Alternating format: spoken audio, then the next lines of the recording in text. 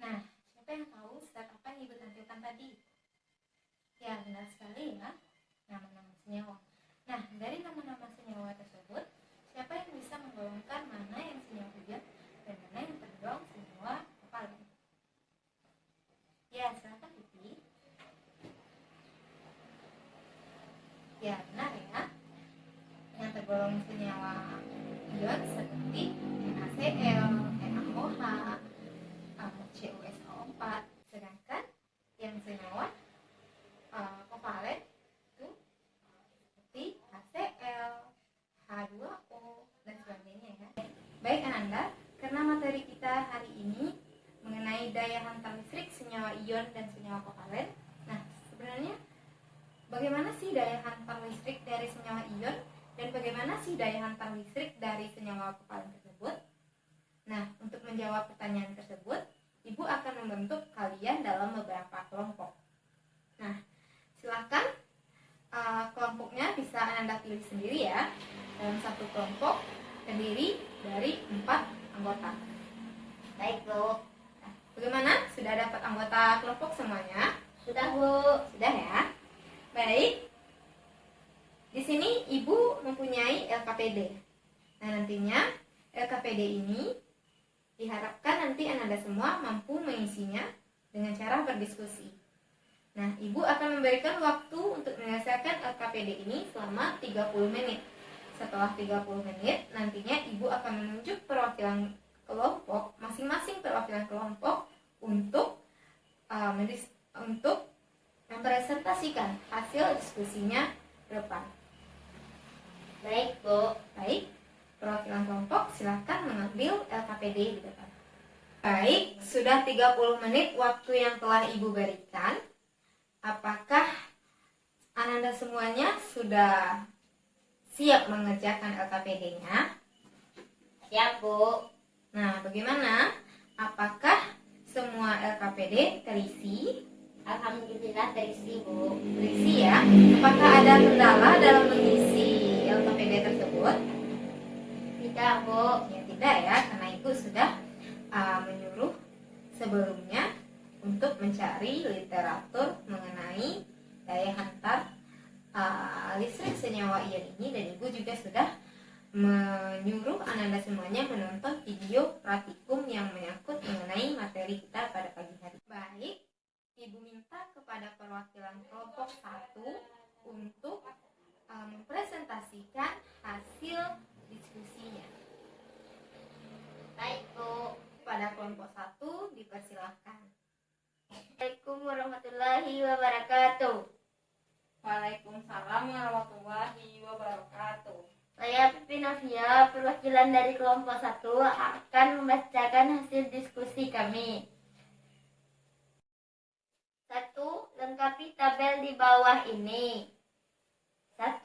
Padatan garam merupakan senyawa ion dan tidak terionisasi. 2. C12H22O11 senyawa kovalen nonpolar dan tidak terionisasi. 3. NaCl merupakan senyawa ion dan terionisasi menjadi Na+ ditambah Cl-. 4. C3COOH merupakan senyawa kovalen polar dan membentuk ionisasi CH3COO- ditambah H+. 5. BaCl2 merupakan senyawa ion yang terionisasi menjadi Na+ tambah Cl-. Nomor 2. Lengkapi bagian yang kosong dari tabel di bawah ini. Perbandingan daya hantar listrik senyawa ion dan senyawa kovalen polar. Jenis senyawa ion padatannya tidak dapat menghantar arus listrik karena dalam padatan ion-ionnya tidak dapat bergerak bebas. Lelehan dapat menghantarkan listrik karena dalam lelehan ion-ionnya dapat bergerak bebas. Sedangkan dalam larutan dapat menghantarkan listrik karena dalam larutan ion-ionnya dapat bergerak bebas. Senyawa kovalen. Dalam padatan tidak dapat menghantarkan arus listrik karena dalam padatan ion-ionnya tidak dapat bergerak bebas. Dalam lelehan tidak dapat menghantarkan listrik karena lelehannya terdiri dari molekul-molekul netral meski dapat bergerak bebas. Dalam larutan dapat menghantarkan listrik karena dalam larutan molekul-molekulnya dapat terhidrolisis menjadi ion-ion yang dapat bergerak bebas. Nomor 3. Jelaskanlah secara rinci kekuatan daya hantar listriknya dari larutan di bawah ini. Larutan garam merupakan salah satu elektrolit kuat karena terionisasi sempurna dalam air, sehingga terionisasi menjadi NaCl, terionisasi menjadi Na+ ditambah Cl-. Cuka merupakan salah satu elektrolit lemah karena terionisasi sebagian dalam air. Cuka dengan rumus kimia CH3COOH termasuk salah satu senyawa yang berikatan kovalen polar, sehingga senyawa ini terionisasi sebagian di dalam pelarut menjadi CH3COOH, terionisasi menjadi CH3COO- tambah H+.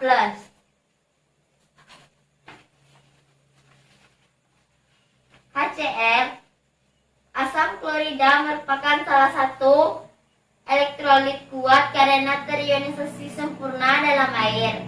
Asam klorida dengan rumus kimia HCl termasuk salah satu senyawa yang berikatan kovalen polar, sehingga senyawa ini terionisasi sempurna menjadi HCl sama dengan H+ tambah Cl-. Baik, sekian dari hasil presentasi dari saya.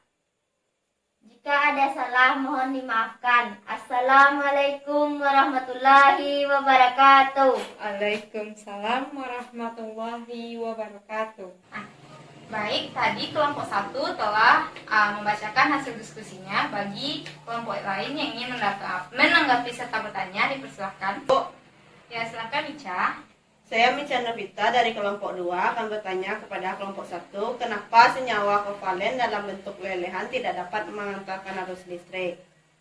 Ya, bagi kelompok 1 silakan menjawab pertanyaan dari kelompok 2 tadi. Karena lelehannya terdiri dari molekul-molekul netral meski dapat bergerak bebas, jadi tidak dapat menghantarkan listrik. Ya, jadi itu ya jawaban dari kelompok 2. Dari kelompok 1 tadi. Nah, adakah yang ingin ditanyakan lagi? Tidak, Bu. Ada.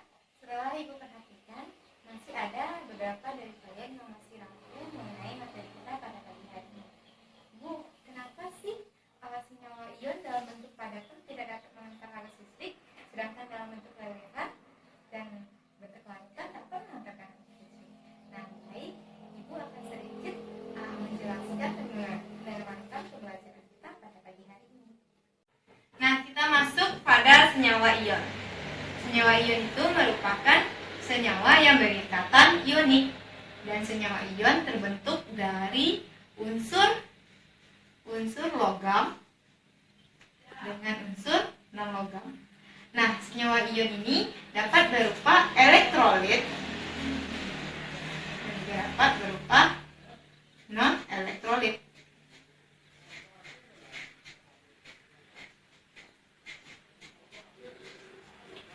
Nah, senyawa ion yang bagaimana sih yang termasuk elektrolit? Yaitu senyawa ion yang berbentuk lelehan dan juga yang berbentuk larutan.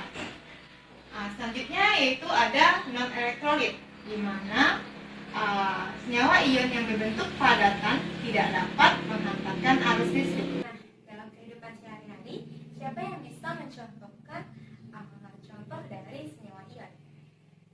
Ya, benar sekali ya, itu garam dapur atau NaCl. Nah, apakah NaCl dalam bentuk padatan dapat menghantarkan arus listrik, atau dalam bentuk lelehan larutan apakah dapat menghantarkan arus listrik? Untuk lebih jelasnya, perhatikan PPT Ibu berikut ini. Anda telah mencontohkan senyawa ion itu yaitu garam dapur atau NaCl. Nah, sekarang Ibu mau bertanya, apakah NaCl dalam bentuk padatan dapat menghantarkan arus listrik? Tidak, Bu, karena ion-ion tidak bisa bergerak bebas. Ya, benar ya. Karena di sini kita lihat struktur atau susunan ion-ion dalam bentuk padatan di sini ya. Sini terlihat jelas bahwasanya NaCl dalam bentuk padatan itu partikel-partikelnya itu sangat rapat ya. Jarak antara partikel satu dengan partikel lainnya sangat rapat sehingga menyebabkan ion-ionnya tersebut kaku atau tidak dapat bergerak bebas sehingga tidak dapat menghantarkan arus listrik. Nah, bagaimana jika NaCl tersebut dalam bentuk lelehan? Apakah dapat menghantarkan arus listrik? Bisa, Bu.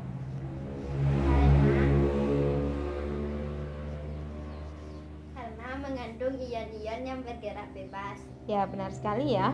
Dalam bentuk lelehan, NaCl ini dapat menghantarkan arus listrik. Sini kita lihat ya, susunan ion-ion dari si NaCl ini renggang ya, sehingga dapat menghantarkan arus listrik. Nah, selanjutnya NaCl dalam bentuk larutan, apakah dapat menghantarkan arus listrik? Dapat, Bu. Karena mengandung ion-ion yang bergerak bebas. Ya, benar sekali ya. Di sini dapat kita lihat bahwa susunan ion-ion NaCl dalam bentuk larutan itu ada renggang antara partikel satu dengan partikel lainnya ya, sehingga dapat menghantarkan arus listrik. Nah, sehingga dapat disimpulkan bahwa senyawa ion yang dalam bentuk padatan itu bersifat non-konduktor ya, karena tidak dapat menghantarkan arus listrik. Sedangkan senyawa ion yang berbentuk lelehan maupun berbentuk larutan dapat menghantarkan arus listrik disebut dengan konduktor. Selanjutnya yaitu senyawa kovalen.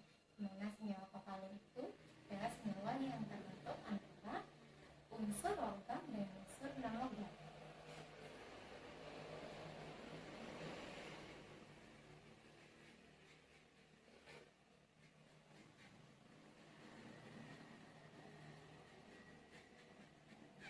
Nah, senyawa kovalen ini dibagi menjadi dua, yaitu senyawa kovalen polar dan senyawa kovalen non polar. Di mana senyawa kovalen polar ini dapat berupa elektrolit dan juga dapat berupa non elektrolit.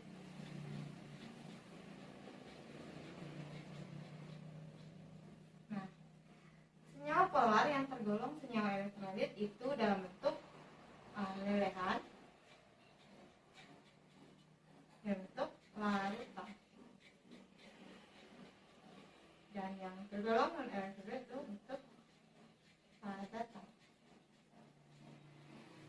Nah, kalau non polar ini pastinya merupakan larutan non elektrolit. Nah, itu saja untuk hari ini materi yang kita pelajari. Nah, adakah yang ingin ditanyakan terkait materi kita pada pagi hari ini? Tidak, Bu. Tidak ya? Jika tidak, Ibu minta kepada perwakilan dari Ananda semuanya untuk menyimpulkan pembelajaran kita pada pagi hari ini. Ya, silakan Pipi. Dengan demikian dapat ditarik kesimpulan bahwa senyawa ion dapat bertindak sebagai elektrolit atau non-elektrolit bergantung pada bentuknya. Jika berbentuk lelehan atau larutan, maka senyawa ion dapat menghantar listrik, tapi jika berbentuk padatan, senyawa ion tidak bisa menghantar listrik. Dalam bentuk padatan atau lelehan, senyawa kovalen tidak dapat menghantarkan listrik karena molekulnya tidak mengandung ion-ion. Ya, terima kasih ya Pipi. Adakah yang ingin menambahkan kesimpulan dari Pipi tadi? Jika tidak, Ibu akan sedikit mengulas kesimpulan dari Pipi tadi ya. Benar katanya bahwa bentuk padatan maupun dalam bentuk lelehan tidak dapat menghantarkan arus listrik, karena pada padatan ya jarak partikelnya itu sangat rapat sehingga ion-ionnya tidak dapat bergerak bebas. Nah, sedangkan pada lelehan senyawa kovalen ini ion-ionnya itu ternyata tidak bermuatan atau mengandung molekul-molekul yang bersifat netral sehingga tidak dapat menghantarkan arus listrik.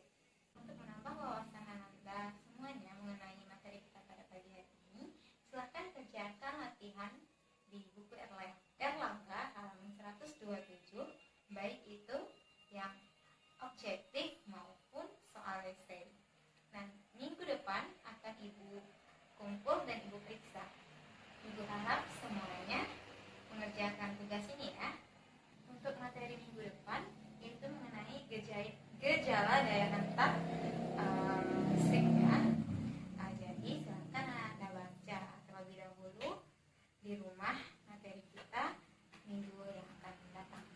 Nah, mungkin itu saja ya untuk hari ini.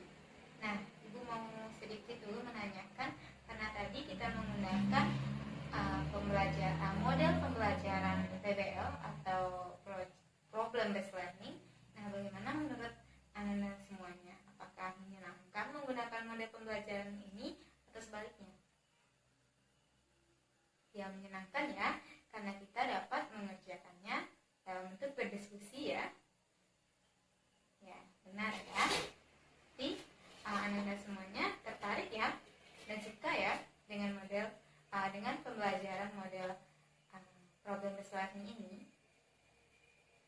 Ya, baik.